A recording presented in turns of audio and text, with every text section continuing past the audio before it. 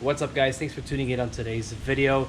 Today's video is going to be another how-to video, and it's going to be on doing a removal and install of a throttle body actuator, or the whole entire throttle body unit. Last week I uploaded a video, a vlog rather, of a little hiccup that my car experienced. And if you guys want to know a little bit about how the car acts like, or what are the symptoms, go ahead and check out the vlog card above or link in the description below. But anyways, guys, let's get started on this install. All right, guys, so first thing, I apologize for the sound inconsistencies. There's a lot of wind today and I really need to get this done. But anyways, here is the new throttle body actuator, or the entire throttle body set. Really, the motor in here is what seems to be the problem, because this is not opening and closing as it's supposed to. You'll see some of the symptoms in the vlog that I'm referring to earlier. But anyways, let's get started on this. I'm gonna go ahead and set this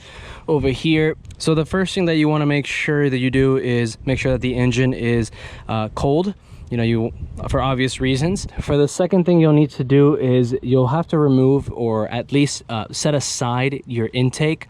Mine's pretty easy to take off, and in fact I can actually just move it to the side. I don't actually have to remove the entire thing, but depending on what type of intake you have, you'll have to do accordingly. So let's go ahead and remove this.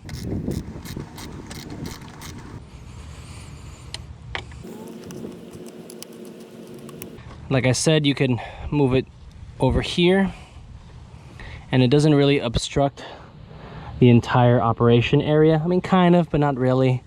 Once you've already taken apart the intake, or you've moved it aside, you're going to want to head and disconnect this cable. It's fairly easy to do. Just gotta, there you go. Make sure that no dust or anything gets on the cable.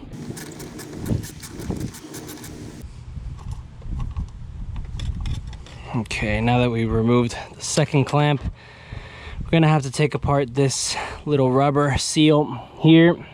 All right, there we go. Let's go ahead and start unbolting these.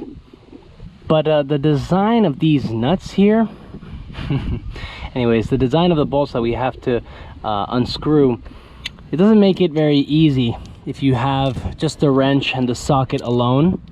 So I do recommend that you get an extension. It'll make the job a lot easier. First one. Now this hose might be a little bit of an obstruction, but nonetheless still pretty easy to take off.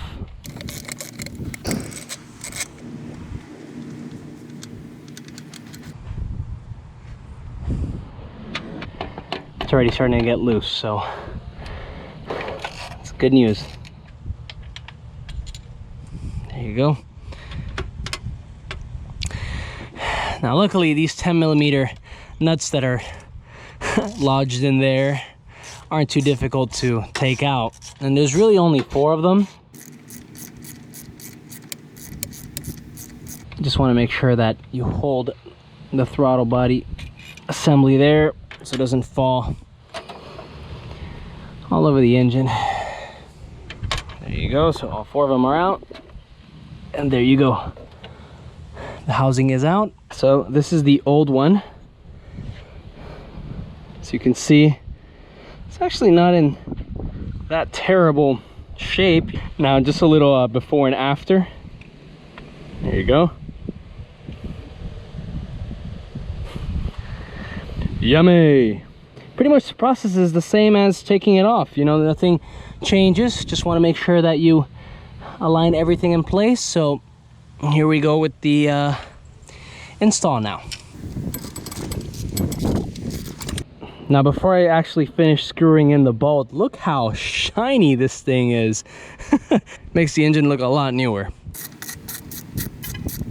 You could tell that this is very easy to do because I'm literally just twisting the socket extension. I'm not even actually putting in too much force. But in theory, this should only really be changed every, what, 80, 100,000 miles.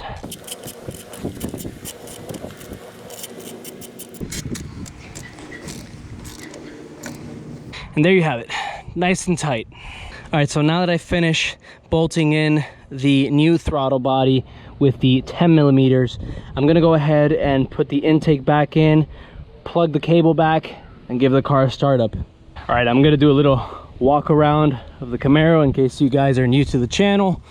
This is my 2010 ABM Camaro SS. So let's keep our fingers crossed. Hopefully this is the thing that's gonna solve the problem. All right.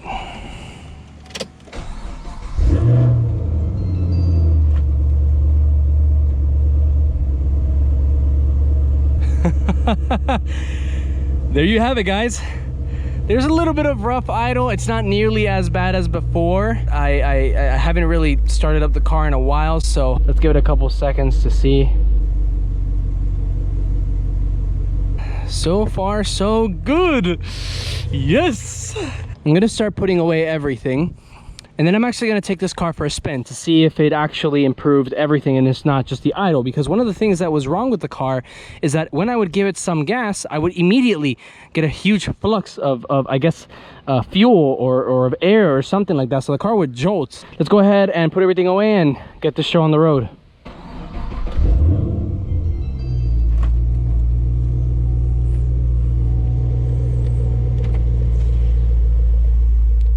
My boy Mauricio mentioned that I should have a check engine light there after the install, so seems pretty normal.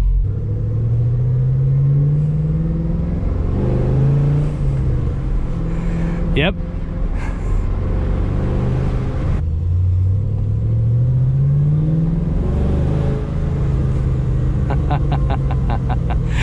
Oh guys, this feels good. Well guys, thank you so much for watching this video. Go ahead and let me know in the comment section below if you are having the same problem and if this video was actually helpful to you. And guys, don't forget to like this video as well so it gets to the top of the search list, so anybody that's having the same problems or something similar can have a good reference point. And of course guys, don't forget to subscribe to the channel. We're almost at 2,000 subscribers. That's the goal for 2020, to hit 2,000 subscribers. And of course guys, don't forget to hit the notification bell so you don't miss any of my how-tos, any of my reviews or my vlogs, etc., etc. But anyways guys, thank you so much for watching, and I will catch you next time.